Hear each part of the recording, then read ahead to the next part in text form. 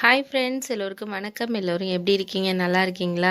இன்னைக்கு நம்ம அடுத்த பார்ட்டு தான் பார்க்க போகிறோம். அதுக்கு முன்னாடி நீங்கள் செய்ய வேண்டிய விஷயம் என்ன அப்படின்னு கேட்டிங்கன்னா, மறக்காமல் நமது மிஸ்ஸஸ் யூடியூப் சேனலை சப்ஸ்கிரைப் பண்ணிக்கோங்க ஃப்ரெண்ட்ஸ். அப்போ தான் நான் போடுற வீடியோஸ் உங்களுக்கு உடனுக்குடனே நோட்டிஃபிகேஷனாக வரும். நீங்கள் கதையை பார்க்க முடியும். வாங்க கதைக்குள்ளே போகலாம் ஃப்ரெண்ட்ஸு. நான் அவங்கள வேலைக்கு சேர்த்ததுக்கப்புறம் அவங்களோட வாழ்க்கை நல்லபடியாக மாற ஆரம்பிச்சிச்சு. அம்மாவுக்கும் நான் அடிக்கடி கால் பண்ணி பேச ஆரம்பித்தேன். ரொம்ப ஒரு சந்தோஷமான ஒரு லைஃப் அவங்களுக்கு கிடச்சிச்சின்னு நான் நினச்சேன். ஏன் அப்படின்னா, அவங்க அந்த ஊருக்குள்ளேயே இருந்து ரொம்ப மனவேதனையில் இருந்ததுனால, அவங்க முன்னாடி இருந்ததுக்கும் இப்போ இருக்கிறதுக்கும் நிறைய வித்தியாசம் இருந்துச்சு அவங்கக்கிட்ட. அவர் பேசுகிறதா இருக்கட்டும், அவங்க பழகுற விதங்கள் எல்லாமே மாறுபட்டுச்சு. ஏன்னா அங்கேக்கும் இங்கேக்கும் நிறைய மனிதர்களை சந்திக்கிறதுனாலையும், வெளி உலகத்துக்கு அவங்க ஒரு பயணிக்கிறதுனாலையும் மற்றவங்கள பார்த்து இவங்களும் அந்த மாதிரி அவங்கக்கிட்ட இருக்கிற விஷயங்கள் எல்லாம் கொஞ்சம் மாற்றிக்க ஆரம்பித்தாங்க. அப்பாவும் அதுதான் என்கிட்ட சொன்னார். பரவாயில்ல, இந்த பொண்ணு வேலைக்கு போக ஆரம்பித்தோன்னே நல்லா மாற்றம் தெரியுதுடா அப்படின்னு சொன்னாங்க. நான் சிலப்போ அவங்கள வேலைக்கு கொண்டு விடுவேன். ஏன்னா நான் போகிற டைமும் அவங்க கிளம்புற அந்த சூப்பர் மார்க்கெட்டுக்கு போகிற டைமும் ஒன்றா இருக்கிறதுனால, சிலப்போ வெளியூருங்கிறதுனால நம்ம அவங்கள தனியாக அனுப்ப முடியாது. அப்படிங்கிறதுனால அவங்க கிளம்புற நேரத்தில் சில நாட்களில் என் வேலைக்கு பார்க்குற இடத்துக்கும் அவங்க வேலை பார்க்குற இடம் வழியாக தான் போகணும். அப்படிங்கிறதுனால நான் சிலப்போ அந்த கடைக்கு அவங்கள விட்டுட்டு போவேன்.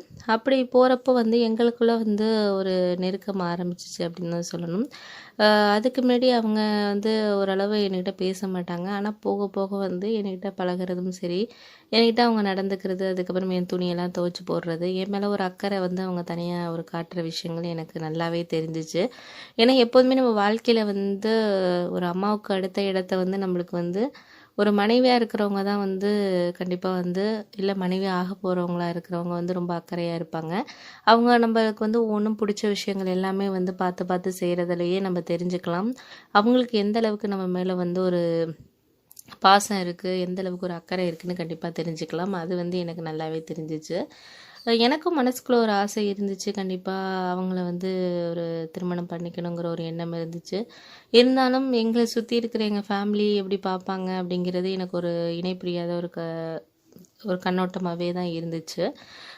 நான் இருந்தாலும் யாருக்கிட்டேயும் நம்ம டக்குன்னு இதை பற்றி நம்ம பேசிட முடியாதுங்கிறதுனால நான் பொறுமையாக இருந்தேன். அன்றைக்கி ஒரு நாள் எப்போதும் போல் தான் நாங்கள் பைக்கில் போய் அவங்கள விட்டுட்டோம். கடைக்கு விடுறப்போ அவங்க இறங்கி போகிறப்போ சரி பார்த்து போங்க அப்படின்னு சொல்லிட்டு சிரித்தாங்க. எனக்கு அன்னையிலேருந்து எனக்கு ஒரு மாதிரி மனசுக்குள்ளே ஒரு மாதிரி அவங்கக்கிட்ட இந்த விஷயத்த சொன்னால் அவங்க எப்படி எடுத்துக்கிறாங்க, இல்லை நம்ம தான் அவங்க நம்மளை விரும்புகிறதா நினச்சிக்கிட்டு இருக்கோன்னு எனக்கு ஒரு குழப்பத்திலே இருந்துச்சு. அதனால் உங்ககிட்ட நான் கொஞ்சம் பேசணும், நீங்கள் ஈவினிங் எனக்காக வெயிட் பண்ணுங்கள், நான் வரேன் அப்படிங்கிற மாதிரி நான் அவங்கக்கிட்ட சொன்னேன்.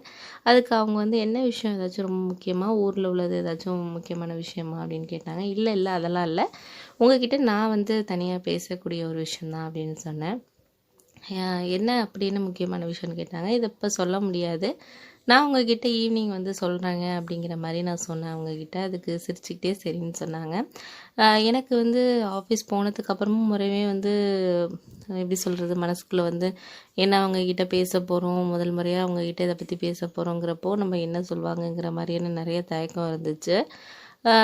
நான் எனக்கு ஆஃபீஸில் வேலையே ஒரு புரியாத மாதிரி தான் இருந்துச்சு. இருந்தாலும் எப்படா சாயந்தரம் 5 மணி ஆகும் அப்படிங்கிற மாதிரி நான் நினச்சிக்கிட்டு இருந்தேன். அதே மாதிரி ஆணுச்சு. அதுக்கப்புறம் அவங்க கடைக்கிட்ட நின்னேன். அவங்க எப்போதும் போல் லீ லீவ் சொல்லிவிட்டு, ஏன்னா அவங்க கடை விடுறதுக்கு 8 மணி ஆகும். இருந்தாலும் எனக்காக அவங்க 5 மணிக்கே டைம் கேட்டு நின்றுட்டு இருந்தாங்க. அதுக்கப்புறம் பைக்கில் ஏறி பக்கத்தில் ஒரு ஐஸ்கிரீம் கடை இருந்துச்சு, அந்த கடைக்கு அழைச்சிட்டு போனேன். அவங்கள அழைச்சிட்டு போனதுக்கப்புறம் அவங்க அமைதியாகவே இருந்தாங்க, நானும் அமைதியாகவே இருந்தேன். அதுக்கப்புறம் ஒரு 10 நிமிஷம் கழிச்சு அவங்களே கேட்க ஆரம்பிச்சிட்டாங்க, என்ன பேசணும்னு சொன்னீங்க, என்ன இப்படி அமைதியாகவே இருந்தால் என்ன அர்த்தம் அப்படின்னு சொன்னேன். அதுக்கு எனக்கு இன்னும் ஒன்றும் இல்லை, நான் உங்ககிட்ட ஒரு விஷயம் சொல்லணும் அப்படின்னு சொல்லிட்டு தயங்கிக்கிட்டே இருந்தேன். எதாக இருந்தாலும் சொல்லுங்கள், என்ன விஷயம், நான் வீட்டை விட்டு போகணுமா, அந்த மாதிரி ஏதாச்சும் ப்ராப்ளமா அப்படின்னு கேட்டாங்க. அதெல்லாம் ஒன்றும் இல்லை, எனக்கு உங்களை ரொம்ப பிடிச்சிருக்கு, உங்களுக்கு என்ன பிடிச்சிருக்கா என்னென்னு தெரியல, நான் உங்களை திருமணம் பண்ணிக்கணும்னு எனக்கு மனதுக்குள்ளே ஒரு ஆசை வர ஆரம்பிச்சிருச்சு. அதனால் உங்ககிட்ட நான் சொல்கிறேன். இத்தனை நாளாக சொல்லணும்னு நிறைய ட்ரை பண்ணியிருக்கேன், ஆனால் சொன்னதில்லை. எனக்கு உங்களை கல்யாணம் பண்ணிக்கணும் ரொம்ப ஒரு எண்ணம் இருக்குது அப்படின்னு சொன்னேன். அதுக்கு அவங்க வந்து ஒன்றும் பேசலை, அதுக்கு கொஞ்சம் அமைதியாகவே இருந்தாங்க. இந்த எண்ணம் வந்து உங்கள் குடும்பத்துக்கு தெரிஞ்சால் அது கண்டிப்பாக வந்து ஏற்றுக்குவாங்கன்னு நீங்கள் நினைக்கிறீங்களா அப்படின்னு சொல்லிட்டு என்கிட்ட கேட்டாங்க. அது எனக்கு தெரியல, இருந்தாலும் நம்ம முயற்சி பண்ணி தான் பார்க்கணும். எந்த உறவுமே வந்து எல்லாரும் ஏற்றுக்குவாங்கன்னு சொல்ல முடியாது. சில பேருக்கு சில பேரை பிடிக்கும், சில பேரை பிடிக்காது. அதுக்காக வந்து நம்மளை பிடிச்சவங்கள நம்ம விட்டு கொடுத்துட முடியாதுல்ல, எல்லாத்தையும் கன்வின்ஸ் பண்ணி தானே ஆகணும் அப்படின்னு சொன்னேன். எனக்கு ஒன்றும் ப்ராப்ளம் கிடையாது, எனக்கு வந்து உங்களை பிடிக்கும். அதாவது ஒரு அக்கறையான, ஒரு கேரிங்கான, ஒரு இந்த மேலே வீட்டு மேலே அக்கறை உள்ள ஒரு ஆண் நான் வந்து பார்த்தது கிடையாது. எனக்கு வந்து உங்களை ரொம்பவே பிடிக்குங்க அப்படிங்கிற மாதிரி சொன்னாங்க. அதுக்கப்புறம் என்ன நடந்துச்சு, என்ன மாற்றங்கள்லாம் நடந்துச்சுங்கிறத நான் அடுத்து வர பகுதியில் உங்ககிட்ட நான் ஷேர் பண்ணுறேன் ஃப்ரெண்ட்ஸ்.